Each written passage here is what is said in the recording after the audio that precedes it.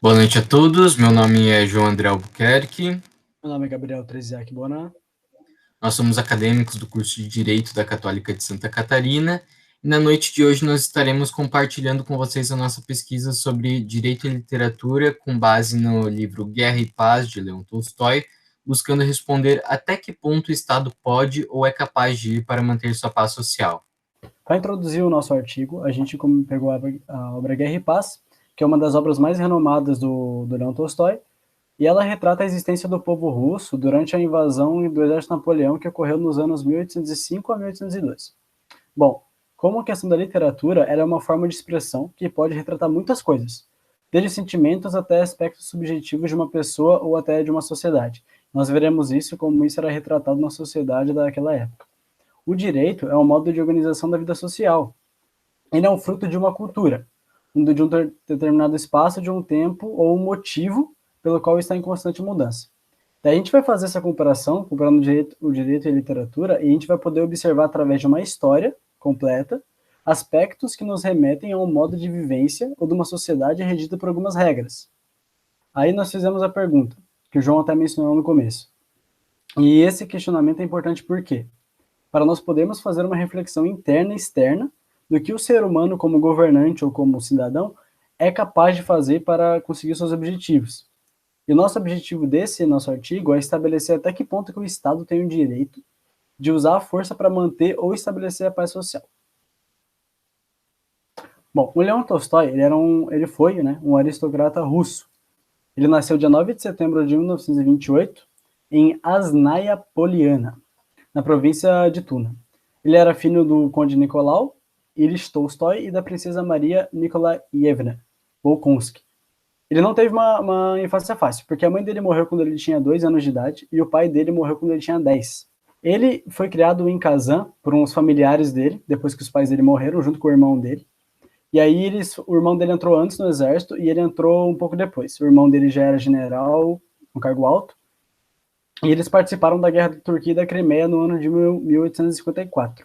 Depois dos 30 anos, ele saiu do exército, casou com a Sofia Bers e teve 13 filhos.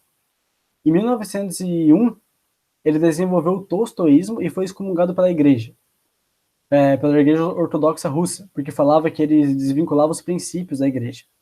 Ele veio a óbito no dia 20 de novembro de 1910, com 80 anos de idade, e é muito importante ressaltar que a Guerra e Paz era reconhecida como uma das maiores obras feitas pelo ser humano, sendo comparada à Guernica, do Pablo Picasso, à Flauta Mágica, do Mozart e até a Mona Lisa, do Leonardo da Vinci. Agora sobre a relação entre direito e literatura. No século XIX surgiu o positivismo, que é um sistema criado que buscava priorizar a ciência em detrimento das especulações teológicas e metafísicas. Na área jurídica, Hans Kelsen elaborou a teoria pura do direito, onde procurava elevar o direito ao patamar de ciência, afastando das especulações filosóficas e sociológicas. Todavia, essa teoria e o positivismo tiveram um impacto negativo no direito, pois a análise dos enunciados passaram a ser estritamente sintáticas e gramaticais, impossibilitando atender às demandas sociais. De contrapartida, na década de 60, nos Estados Unidos, começaram a surgir correntes que procuravam tratar da relação entre direito e literatura. Uma delas foi a Law and Literature, a qual trouxe um olhar crítico capaz de construir alternativas teóricas para o direito, acusando seus limites, incompletudes e contradições.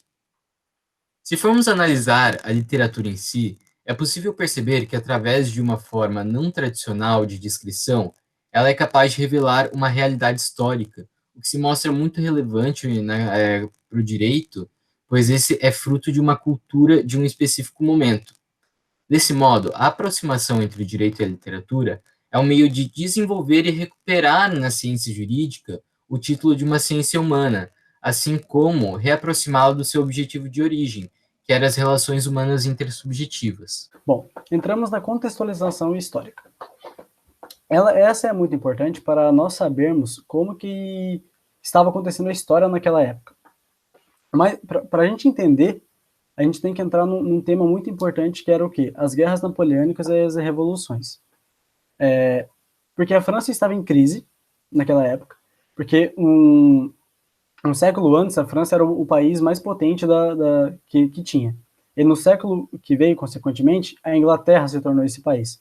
Então, a França estava atrás da Inglaterra e não queria isso. Porque o rei da Inglaterra ele se submeteu ao parlamento em alguns aspectos, e aí isso fez com que tivesse uma liberdade econômica muito grande e fez com que viesse a Revolução Industrial. E a França estava atrasada. Ou seja, para eles tentar alcançar isso na, com a Inglaterra, eles também fizeram a Revolução Francesa. Só que o rei da França, ele recusou esse parlamentarismo monárquico e aí houve a proclamação da República, só que ficou aquele meio conflituoso, porque tinha os grupos divididos na França, que eram os monarquistas, os girondinos e os jacobinos. A crise na França acabou piorando depois essa revolução, ela deu uma piorada. E aí o que acontece? O Napoleão ele decidiu, falou, eu vou revolucionar a França. Ele deu um golpe de Estado em 1790, de 1990 até 1801. Ele começou a organizar o país. Ele começou a fazer coisas como educação, saúde, fez várias coisas para tirar essa briga interna, para tirar essa ânsia de raiva do povo. E aí entrou a parte do plebiscito, foi dando poder vitalício, ele foi recebendo apoio da população. E após 1801, a situação da França melhorou. Porém, eles ainda estavam atrás da Inglaterra. Porque na Inglaterra tinha a Revolução Industrial, máquina a vapor, tinha toda aquela coisa. E o continente inteiro da Europa estava fornecendo matéria-prima para a Inglaterra. Então a Inglaterra estava imbatível. O Napoleão ficou tão irritado com isso que ele decidiu fazer o bloqueio continental. O que é o bloqueio continental? Ele falou, todos os países que negociarem com a Europa, perdão, com a Inglaterra, eu vou invadir. E ele começou a fazer isso. Ele foi ali nos países fronteiriços, Espanha, aí foi na Áustria, foi invadindo. E ele fez isso muito, muito, muito. Depois que ele invadiu vários países, em 1810, ele chegou perto da Rússia. E aí a Rússia falou assim, opa, esse cara aí é perigoso. O que fez? Fez um acordo com Napoleão de paz. Elogiaram muito Napoleão, falaram que falaram que ele era um grande vencedor, que reconheceram ele como imperador da França, fizeram toda aquela coisa, e ele decidiu dar paz para a Rússia de 2 anos. Eles ficaram 2 anos nesse acordo de paz. Aí, o Napoleão, nesse meio tempo, ele casou, deu início a novos tempos, casou com uma princesa, e tudo bem. Só que na Rússia o clima era outro, por quê? A identidade feudal da Rússia é muito grande, ela é muito tradicionalista, nessa época, ela ainda vive o absolutismo. Tem uma identidade feudal muito forte, por quê? Tem o czar, mas não é o czar que manda. O czar, ele tem um apoio das famílias ricas, como nós podemos ver no livro, muitas delas, decidindo como que as coisas vão acontecer. O czar é muito próximo dessas famílias, por isso, o que essas famílias pensam sobre como deve andar o país, é geralmente como ele anda. Então, nessa época, no papel, era um governo único e absoluto, mas na prática não. Porque o czar não representava o povo, e sim as famílias. A Rússia ela precisa de uma modernização, mas a passo lento. Porque se for uma coisa muito repentina, pode acabar desandando, porque as famílias não vão estar acostumadas, o povo também não. Então ele fica assim. Bom, o czar ele só sai do ordenamento russo 50 anos depois que a Rússia ganha do Napoleão, que ela descumpre o acordo deles, e aí o Napoleão tenta invadir, eles acabam ganhando. E é isso. E aí só vai sair do ordenamento russo 50 anos depois, em 1917. Agora, passamos à análise da guerra a partir do texto. Esse primeiro trecho, ele mostra como uma série de ações que em uma situação normal seriam consideradas criminosas e imorais, passam a ser apoiadas em um contexto de proteção dos interesses do Estado. Os historiadores atribuíram à causa do estopim do conflito uma série de ações como erros diplomáticos e ofensas, ou seja, um jogo de cintura das relações internacionais mal sucedidas, que nem o Gabriel já explicou. Porém, era realmente necessário uma guerra, ou seria mais uma questão de defender a sua honra? Ainda percebe-se que muitos países, para defender seus interesses, tratados e alianças políticas, eles estão dispostos a legitimar o uso da força e da violência, caso signifique a defesa de seus interesses e a sua prosperidade, mesmo que seja em detrimento dos outros. Agora, nesse próximo trecho, Vemos como, em períodos de guerra, os soldados são obrigados a desistir daquilo que faz deles seres humanos e a matar seus semelhantes para defender os ideais de seu país.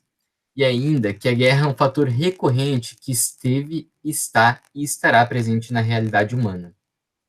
Agora, nesse trecho, vemos como a fala do personagem está impregnada pelo sentimento patriotista.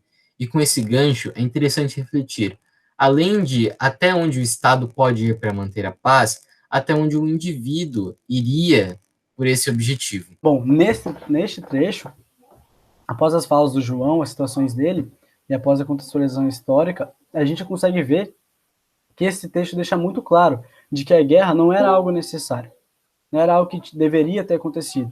Algo aconteceu porque as pessoas não souberam lidar, os governantes não souberam agir conforme as coisas foram acontecendo. Mas se a finalidade fosse simplesmente uma melhora no país, eles tinham N maneiras diferentes, sem ser a guerra, de fazer com que essas coisas dessem certo. E agora, nas considerações finais, esse artigo ele buscou responder e verificar até que ponto o Estado é capaz de ir ou tem o direito de utilizar força para estabelecer a paz social. Nós vimos que a literatura é aquela capaz de retratar e exprimir uma visão do mundo, traduzindo os pensamentos e características de determinada sociedade, de modo a auxiliar a interpretação de um contexto histórico e de uma cultura. Ela ainda serviu como instrumento para aprimorar o direito, resgatando seu olhar crítico e reaproximando das relações humanas intersubjetivas. Nesse contexto, foi possível ver que em situações extraordinárias como guerra, um país e o seu povo são capazes de ações como crimes, traições, roubos, fraudes, pilhagens, para proteger a sociedade e os seus interesses. E essas ações, que em um cenário regular seriam consideradas criminosas e imorais, eram aceitas e legitimadas, uma vez que representavam a sobrevivência e a prosperidade do seu povo e da sua sociedade, mostrando que, para manter a paz social e zelar por sua honra e ideais, uma sociedade é capaz de tudo, não sendo possível determinar um limite de até onde essa é capaz de ir. Bom, é isso, gente. Boa noite e obrigado. Boa noite, obrigado.